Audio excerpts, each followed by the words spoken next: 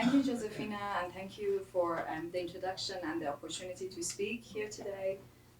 So I wanted to tell you a bit about CDP and how our work contributes towards increasing transparency in supply chains and contributes towards zero deforestation supply chains and our climate goals.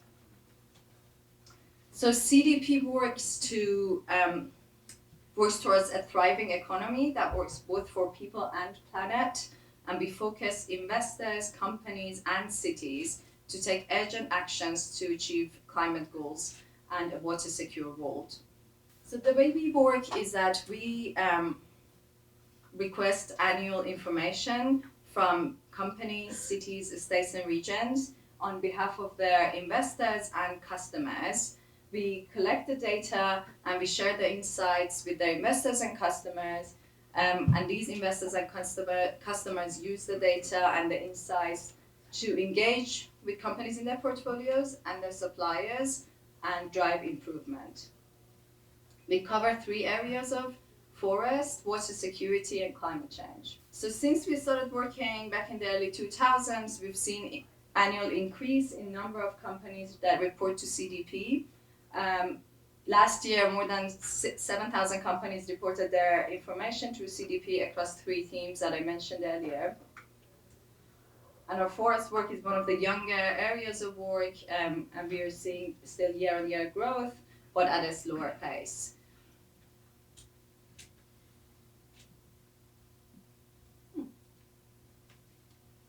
So I don't think I need to emphasize this point here. We see forests as being fundamental to achieving climate goals of 1.5 degrees, remaining within 1.5 degrees. And then the 4 commodities that we work with are cattle products, and that includes beef, leather, tallow, soy, palm oil, and timber products, including pulp and paper.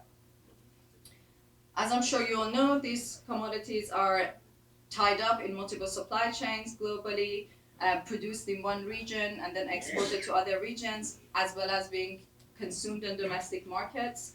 And that's where we focus our efforts. In each market, we work with key suppliers and buyers of those commodities.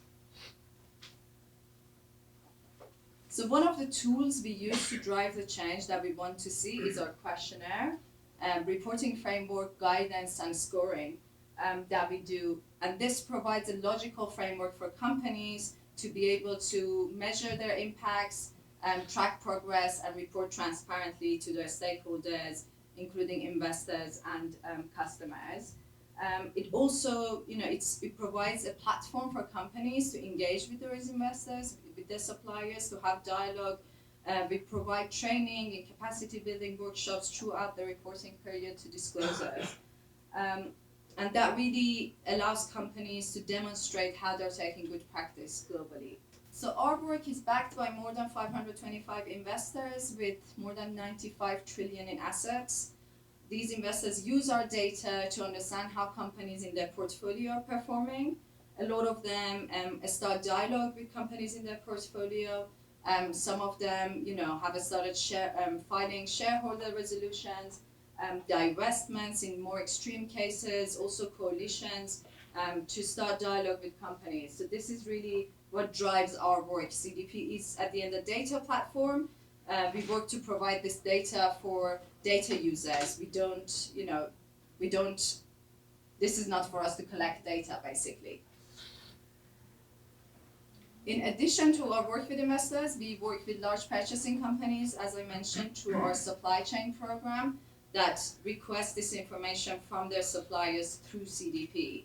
And these are some of the companies we work with in Latin America specifically. We are working with some of the key players, including Arcos Dorados, Walmart Brazil, Grupo Bimbo. And that's key for us because, of course, for beef, for example, these companies are key players within the domestic market, which is where the majority of beef in Brazil is being consumed. So what we saw that was very interesting is our usual investor request that goes annually to company it was growing at a slow pace in certain regions specifically where there's little exposure to international investors. However, once we started our supply chain work, we saw significant growth in number of companies that started reporting their information.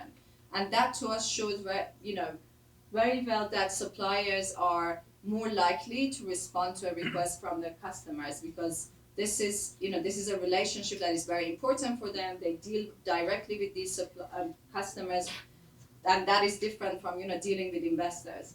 And for us, that's an area where we see a lot of potential for developing the program in the region, but also for these suppliers and customers to work together. We've seen where companies start working together that they are identifying more opportunities and they're reporting more opportunities. So this is the disclosures we currently see in Latin America. We have significant numbers reporting from Brazil, followed by Mexico, Argentina, and Colombia. There's still a lot of room to grow the program in other countries.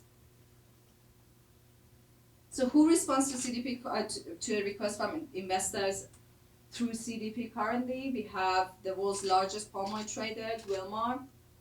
We have 3 out of the 5 biggest growers in the world. For soy, we have 3 of the 4 international grain traders reporting to us.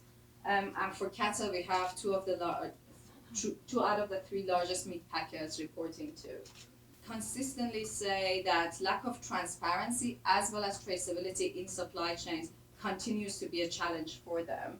But as I mentioned earlier, those that do improve traceability and those that work with their suppliers, they report higher percentage of identifying opportunities.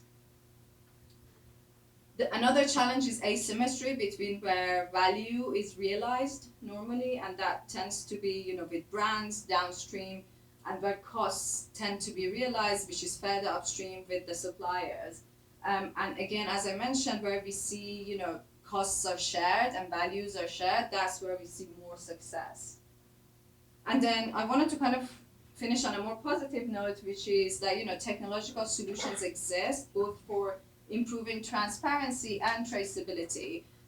There are tools out there like Global Forest Watch Pro, which Luis will talk about, Trace, Agro Tools.